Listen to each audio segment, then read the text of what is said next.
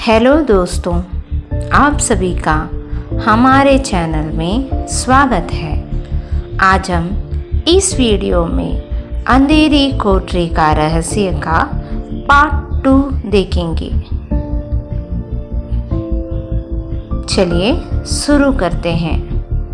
अंधेरी कोठरी का रहस्य पार्ट 2 का पहला भाग, विक्रम का संघर्ष। कहानी उस पल से शुरू होती है जहां विक्रम कोठरी से बाहर निकलता है। हालांकि उसने आत्मा को पराजित कर दिया था, लेकिन उसके मन में एक अजीब सा डर समाया हुआ था। उसे रातों में बुरे सपने आने लगे, जिसमें वह बार बार उस कोठरी में फंस जाता था और उस दुष्ट आत्मा का सामना करता था।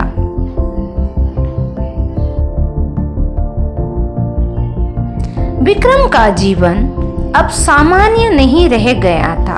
गांव के लोग उसे वीर मानते थे, लेकिन विक्रम के चेहरे पर हर समय एक अनजाना डर साफ झलकता था। उसकी नींदें उड़ चुकी थी और वह अपने ही घर में सुरक्षित महसूस नहीं कर रहा था। आखिरकार उसने निर्णय लिया कि वह इस डर से मुक्ति पाने के लिए सच की गहराइयों में उतरना पड़ेगा। भाग 2, रहस्यमय संकेत। विक्रम ने अपने सपनों पर ध्यान देना शुरू किया। उसे एक रात सपने में एक पुराना मंदिर दिखाई दिया, जो गांव के बाहर एक घने जंगल में स्थित था। उस मंदिर की ओर जाते हुए उसे एक औरत की छवि दिखी, जो उसकी मदद के लिए पुकार रही थी। विक्रम ने निर्णय लिया कि वह उस मंदिर को खोजेगा और इस सपने का अर्थ समझने की कोशिश करेगा। अगले दिन उसने उस जंगल की ओर यात्रा की, लेकिन वह मंदिर कहीं नहीं मिला। वह हताश होकर लौटने लगा, लेकिन तभी उसने एक पुरानी मूर्ति देखी, जो आधी मिट्टी में दबी हुई थी। मूर्ति पर खुदा हुआ था, सच्चाई को जानने के लिए उसे पाओ जिसने शुरुआत की थी। भाग 3, पुराना पंडित और उसकी कथा। विक्रम ने उस रहस्य को सुलझाने के लिए गांव के पुराने पंडित जी से मुलाकात की।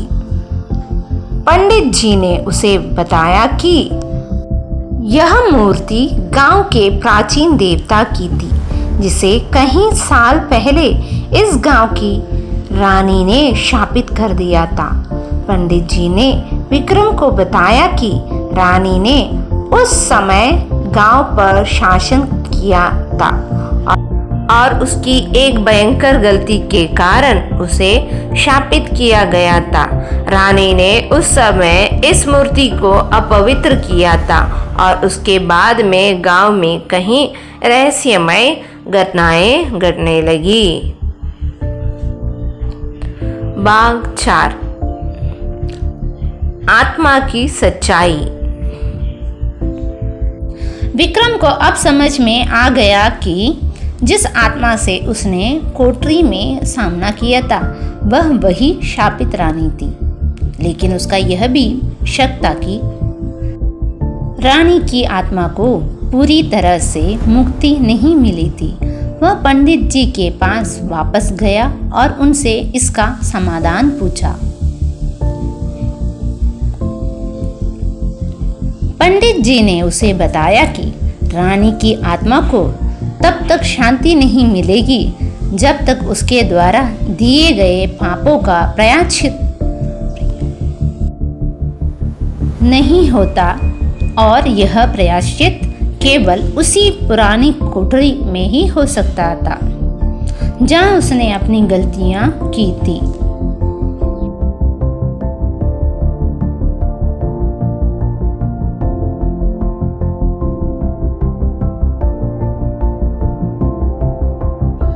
भाग 5 प्रायश्चित की यात्रा। विक्रम ने पंडित जी की बात मान ली और एक बार फिर उस अंधेरी कोठरी की यात्रा करने का फैसला किया। लेकिन इस बार उसने अपने साथ गांव के कुछ वीर लोगों को भी लिया ताकि वह अकेला ना रहे। वे सभी कोठरी के अंदर गए और विक्रम ने पंडित जी द्वारा बताए गए अनुष्ठान का पालन करना शुरू किया। जैसे जैसे अनुष्ठान आगे बढ़ा, कोठरी के अंदर का माहौल भयानक होता गया। दीवारों से खून के धब्बे उभरने लगे और हवा में एक भयंकर चीख गूंजने लगी। भाग 6 रानी का प्रतिशोध। विक्रम को अचानक महसूस हुआ कि रानी की आत्मा अब उसकी ताकत वापस पाने की कोशिश कर रही थी। वह चाहती थी कि विक्रम अनुष्ठान को रोक दे ताकि वह मुक्त होकर सभी को तबाह कर सके। लेकिन विक्रम ने हिम्मत नहीं हारी और अनुष्ठान को जारी रखा।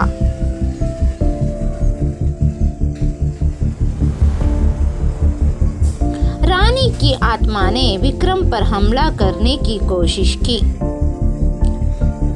लेकिन पंडित जी के मंत्रों के प्रभाव से वह असफल रही। विक्रम और उसके साथी डर से कांप रहे थे, लेकिन उन्होंने अनुष्ठान पूरा करने की ठान ली थी। भाग 7 अंतिम मुकाबला। आखिरकार अनुष्ठान का अंतिम चरण आया। विक्रम को मूर्ति के पास जाकर रानी की आत्मा का नाम लेकर उसे शांति प्रदान करने की विनती करनी थी। उसने जैसे ही यह किया, एक जोरदार विस्फोट हुआ और रानी की आत्मा की एक भयंकर चीख गूंजी। अचानक सब कुछ शांत हो गया।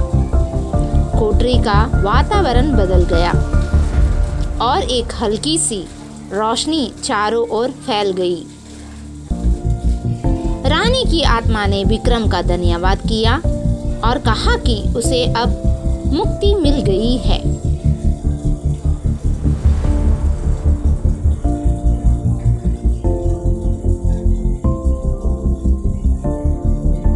भाग 8 अंत का नया आरंभ।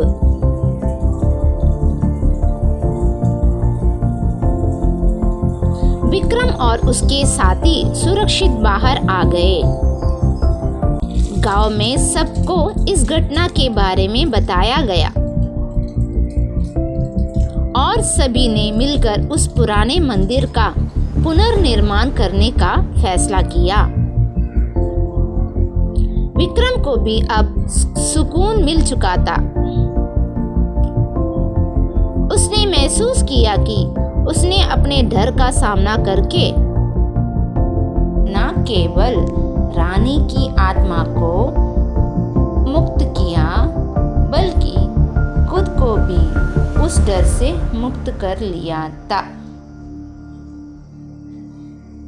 कहानी का अंत एक गहरे संदेश के साथ होता है। सच्चाई से भागना नहीं, उसका सामना करना ही सच्ची विजय है।